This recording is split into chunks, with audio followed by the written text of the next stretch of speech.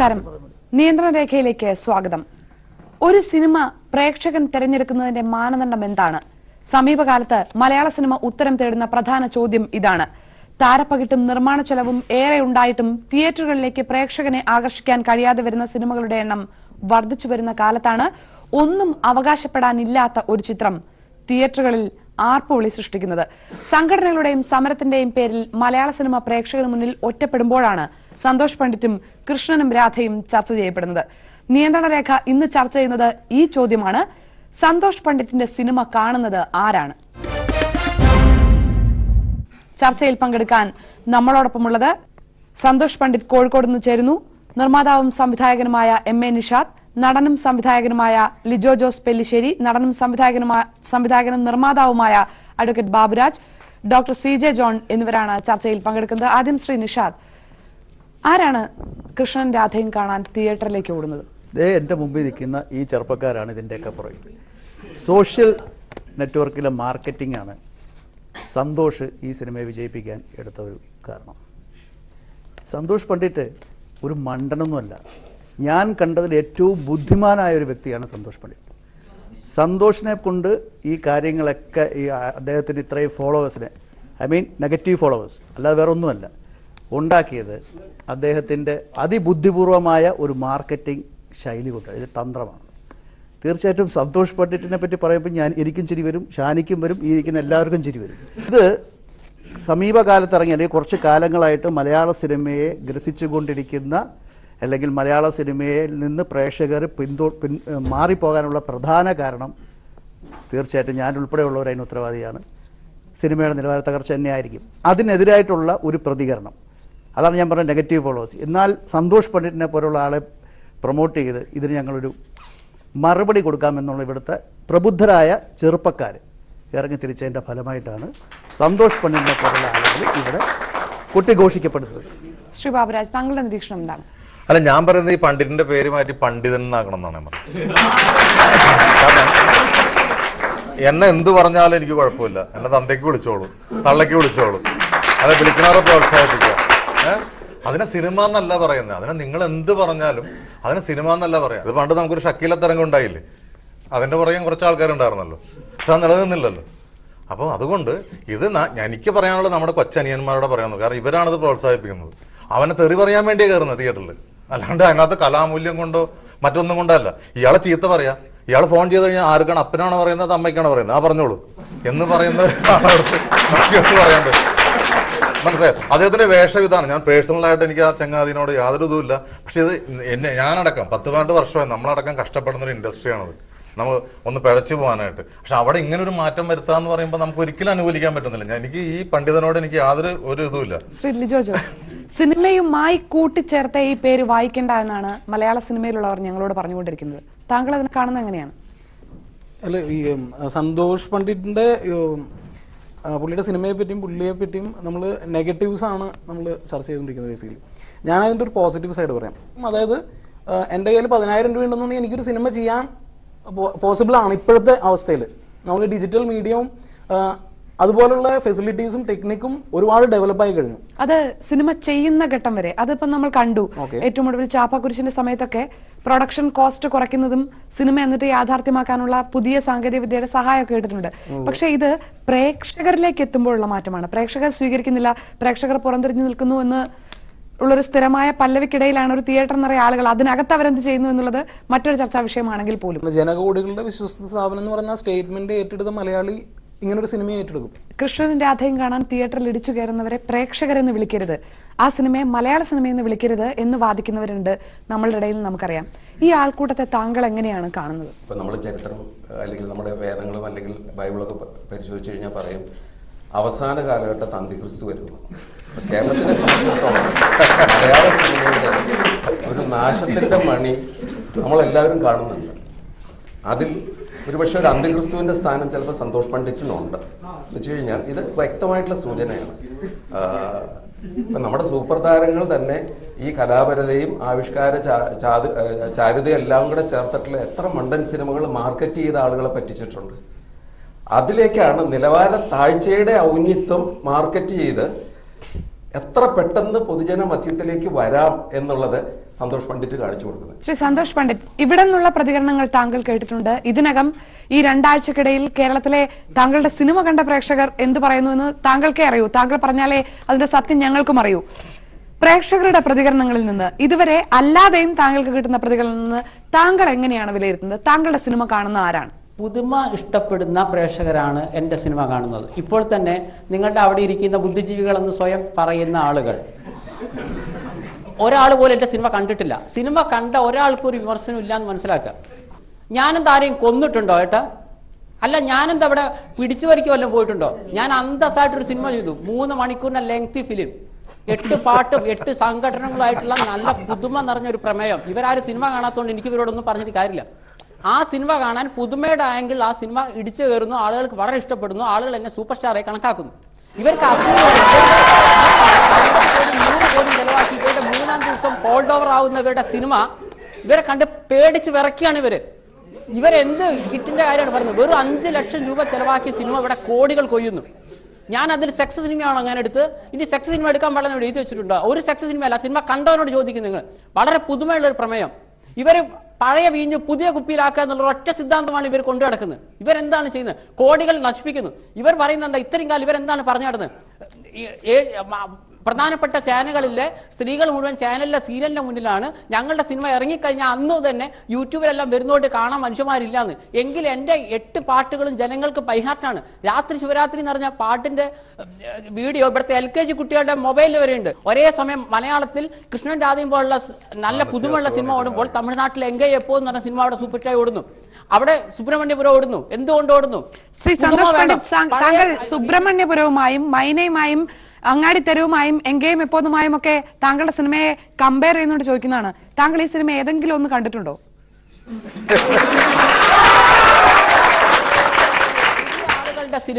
പുതിയ ആളുകളുടെ സിനിമ ജനങ്ങൾ അംഗീകരിക്കുന്നു. പുതിയ ആളുകളുടെ സിനിമ അംഗീകരിക്കുന്നു. ഇത് കാണുമ്പോൾ ഇവർക്ക് പേടിയാണ്. ഇവർക്കൊക്കെ ചാൻസ് നഷ്ടപ്പെടുമെന്ന് എനിക്ക് ഇവരോടൊന്നേ പറയുള്ളൂ. കുറെ 100 പുതിയ ആളുകൾ വന്നിട്ട് ഇവരുടെ ചാൻസ് പോകുന്നില്ല. ഇവർക്ക് കിട്ടേണ്ടത് ഇവർക്ക് തന്നെ കിട്ടിയിരിക്കും എന്ന് വെച്ചാൽ ഇങ്ങനെ പേടിച്ച് വരച്ച് എന്നെ ശത്രുവായി കണക്കാക്കേണ്ട കാര്യമൊന്നുമില്ല. ഇതുപോലുള്ള പുതിയ ചുരുങ്ങിയ ലോ ബജറ്റിൽ ഇവരൊക്കെ 100 ജന്മം ജനിച്ചാൽ ഇവർക്ക് 5 ലക്ഷത്തിൽ സിനിമ ചെയ്യാൻ പറ്റുമോ? എങ്കിൽ കാണിച്ച് ജനങ്ങൾ കാണട്ടെ. നിങ്ങളുടെ ഭാഗത്തുനിന്ന് സിനിമ കണ്ടവർക്ക് പറയാം. കൃഷ്ണനും രാധയും എന്നുള്ള സിനിമ കാണേണ്ടി വന്ന ഒരു ഹതഭാഗ്യനാണ്. എൻ്റെ ഒരു സുഹൃത്ത് നിർബന്ധിച്ചുകൊണ്ട് ഞാൻ പോയതാണ്. ഞാൻ അത് ആ സുഹൃത്തിനെ എനിക്ക് തല്ലിക്കൊല്ലാനുള്ള ദേഷ്യമുണ്ട്. കാരണം ഇതിൽ കോപ്രായമാണ്, ഇതിൽ അഭിനയമല്ല. ഇത് സന്തോഷ് പണ്ഡിറ്റ് ആയാലും ബാക്കിയല്ല ഒരാൾ പോലും നല്ലൊരു അഭിനേതാവില്ല. ഞാൻ അവസാനം വരെ നോക്കി എന്തെങ്കിലും നല്ല വശമുണ്ടോന്ന്. കോപ്രായത്തിൻ്റെ ഒരു കേളിയാണ് അവിടെ നടക്കുന്നത്. അതുകൊണ്ട് ഈ പടം ഒരിക്കലും ഇതിനെ പ്രോത്സാഹിപ്പിക്കാൻ ഞങ്ങൾക്ക് സാധിക്കില്ല.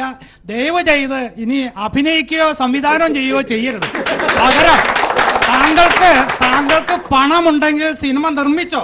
നല്ല നല്ല ആൾക്കാർ, സംവിധായകരും അഭിനേതാക്കളും ഇവിടെ ഉണ്ട്. ഇതിലുള്ള അഭിനേതാക്കളെ ഒന്നിനെയും പങ്കെടുപ്പിക്കാതെ താങ്കൾ സിനിമ നിർമ്മിച്ചോ. അതുകൊണ്ട് ഞങ്ങളെ ഈ കഷ്ടകാലത്ത് നിന്ന് രക്ഷപ്പെടുത്തണേ എന്നൊരൊറ്റ പ്രാർത്ഥനയുള്ളൂ. നേരത്തെ താങ്കൾ പറഞ്ഞ ഒരു പൊളിറ്റിക്സും ഒരു പേടിയും ഇല്ലാത്തൊരു സാധാരണ പ്രേക്ഷകനാണ് പറയുന്നത്. ഓക്കെ, ഞാൻ പറയുന്നു, ഞാൻ ആരോടും പ്ലീസ് കാണുന്ന ഈ പറയുന്ന വ്യക്തിന്റെ അടക്കം ഞാൻ പോയിട്ടില്ല. ഇഷ്ടമുള്ള പുതിയ മനസ്സുള്ള കണ്ടാൽ മതി. എന്റെ സിനിമ കാണാൻ ആളുകൾ ഉള്ളിടത്തോളം കാലം ഞാൻ ജനങ്ങളെ മുന്നിൽ കാണിച്ചിരിക്കും. ഇഷ്ടമുള്ള പുതിയ മനസ്സുള്ള കണ്ടാൽ മതി. ഞാൻ ആരോട് കാണുന്ന നടക്കുന്നില്ല. ഇയാൾ എന്തിനാ എന്റെ സിനിമ കാണുന്നത്? നല്ല ആളുകൾ കണ്ടാൽ അത് കാണാൻ ആളുകൾ ഇവിടെ ഉണ്ട്. ഇവിടെ 30 ദിവസം ഹൗസ്ഫുള്ളിലാണ് സിനിമ ഓടുന്നത്. സിനിമ നിർമ്മിച്ചോളൂ, അഭിനയിക്കാതിരുന്നാൽ മതി. സംവിധാനം ചെയ്യുകയും ചെയ്യരുത്, രണ്ടും മതി. അഭിനയിക്കും. ഇഷ്ടമുള്ള പുതിയ മനസ്സിന്റെ കണ്ടാൽ നിങ്ങളുടെ കാണാൻ ഞാൻ പറഞ്ഞോ? നിങ്ങളെ വീട്ടിലേക്ക് ഞാൻ വന്നോ? നിങ്ങൾക്കൊക്കെ അസൂയ കിട്ടിയത് സിനിമ കാണാൻ അറിയാമോ? കാശ് കൊടുത്ത് ഫ്രീ ആയിട്ട് നിങ്ങൾ കാണണ്ട. ഞാൻ ഇനി അഭിനയിക്കും. ഇഷ്ടമുള്ള പുതിയ 50 രൂപ നഷ്ടപ്പെടുത്തിയിട്ട് ഈ തല്ലിപ്പൊളി പടമാണ് എന്റെ ജീവിതത്തിൽ ഇത്രയും തല്ലിപ്പൊളി പടം അവസാനിപ്പിച്ചോ. അടുത്ത സിനിമ മുതൽ നിങ്ങൾ കാണണ്ട. നിങ്ങളെപ്പോലുള്ളവര് ഇവിടെ മറ്റുള്ളവർക്ക് ഓശാന പാടാനാണ് നടക്കുന്നത്. എനിക്ക് ഒറ്റ കാര്യം ചോദിക്കാനുള്ളത് ഡോക്ടറോടാണ്. ഡോക്ടർ, ഇയാൾക്ക് മാനസികമായിട്ട് എന്തെങ്കിലും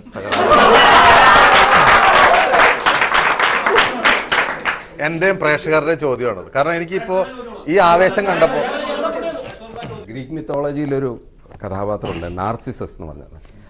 അദ്ദേഹത്തിനോട് തന്നെയാണ് അദ്ദേഹത്തിൻ്റെ പ്രണയം.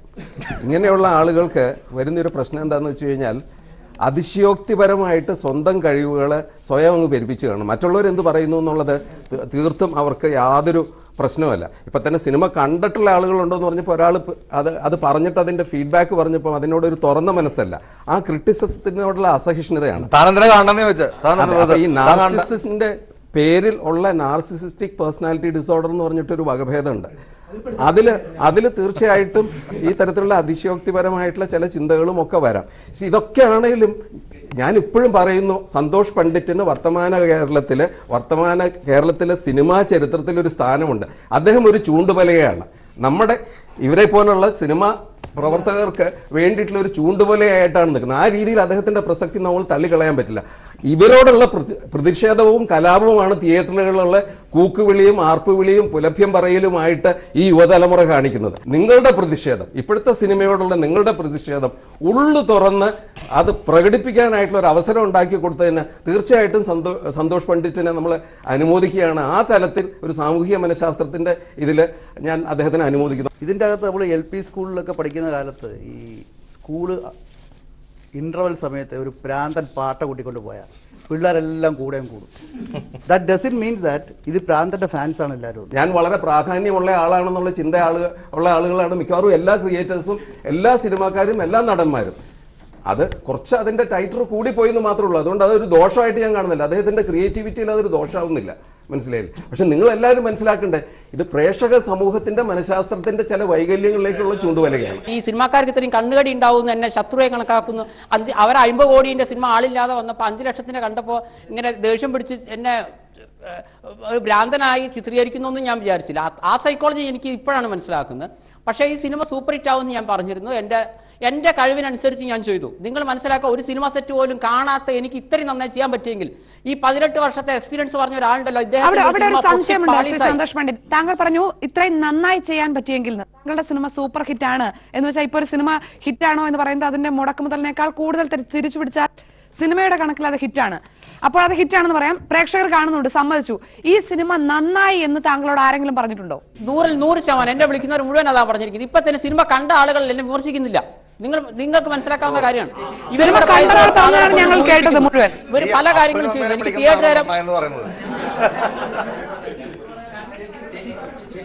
ആരുണ്ടായിട്ടില്ല. നിങ്ങൾ സിനിമ കണ്ടിട്ടില്ല, എനിക്ക് പറയാനുള്ളൂ. നിങ്ങളെപ്പോലുള്ള ആളുകൾ പൈസ കൊടുത്ത ആളുകളെ കൊണ്ട് കൂകിപ്പിക്കുന്നു. നിങ്ങൾ ആരെയാണ് പേടിക്കുന്നത്? ടെക്നിക്കൽ സൈഡിൽ എന്താണ് നന്നായിരിക്കുന്നത്? ഈ എന്റെ അടുത്തിരിക്കുന്ന സുഹൃത്ത് അഭിഷേക് എന്നാണ് പേര്.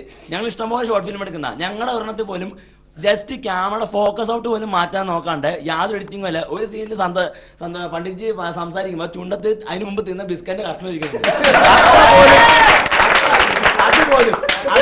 അതുപോലും പിന്നെ രണ്ടുപേരും നടന്നു വരുന്ന സീനാണ്. അതിനകത്ത് ഫോക്കസ് ചെയ്യുന്ന ബാക്ക്ഗ്രൗണ്ട് ആണ്. പച്ചയിലും ബാക്കി എല്ലാവരും ഉറുമ്പിനെ വരെ കൃത്യമായിട്ട് കാണാം. പക്ഷെ നടന്നു വരുന്ന ആൾക്കാരെ കാണുന്നില്ല. ഇതാണ് നല്ല പടം, ഇതാണ് നല്ല സിനിമ. കേരളത്തിലെ ജനങ്ങൾക്ക് എന്താണ് അവർ ആഗ്രഹിക്കുന്നത്, അവരെന്താണ് അർഹിക്കുന്നതെന്ന് എനിക്കറിയാം. അത് ഞാൻ അവർക്ക് കൊടുത്തു.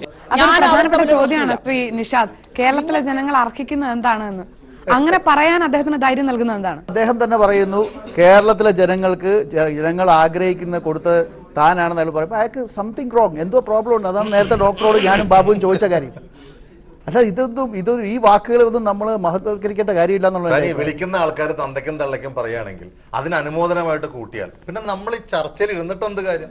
ഒരു ക്ലാബ് ബോയ് ആയിട്ട് അവൻ വന്ന് ഓരോ സ്റ്റേജ് ബൈ സ്റ്റേജ് വന്ന് അവൻ ഓരോ ആർട്ടിസ്റ്റിന്റെ അടുത്ത് വന്നിട്ട് സാർ എൻ്റെ ഒരു പടം ഒരു പ്രൊഡ്യൂസർ അന്വേഷണം നടന്ന് അങ്ങനെ ഉണ്ടാക്കുന്ന സിനിമകളെ അവിടെ നിലനിൽക്കുന്നുള്ളൂ, ഓടുന്നുള്ളൂ. അവിടെ ഒരു സുപ്രഭാതത്തിൽ വന്ന് എന്നെ തെറി വിളിച്ചോ അല്ലെ എന്നെ എന്തൊക്കെ വിളിച്ചോ എന്ന് പറഞ്ഞൊരു സിനിമ ഉണ്ടായിട്ട് അതിന്റെ പുറകെ നടക്കുന്നു, അതൊരു ചർച്ചയാക്കുന്നു, അതിനുവേണ്ടി നമ്മൾ വലിയത് തരുന്നു, അതിനുവേണ്ടി ഞങ്ങൾ വന്നിരിക്കുന്നു. അതല്ല, ഇത് ഞാനൊരു പ്രതിഷേധം, എന്നെ പോലെ കഷ്ടപ്പെടുന്ന ഇദ്ദേഹത്തെ പോലെ ഇവരെ പോലെ അത്ര അറിയിക്കാൻ വേണ്ടി മാത്രം. കേരളത്തിലെ ജനങ്ങൾക്ക് എന്ത് വേണമെന്ന് താങ്കൾക്ക് അറിയാം, അത് താങ്കൾ കൊടുത്തു എന്ന് പറഞ്ഞു. എന്റെ പൊന്നു മാഷെ പച്ചത്തെറിയാണ് തിയേറ്ററിൽ കയറുന്ന യൂട്യൂബില് ഞാൻ വരെ കമന്റ് ചെയ്തിട്ടുള്ളതാണ്. എന്റെ പൊന്നു അതൊന്നും തുറന്നു നോക്കുന്നുണ്ട്.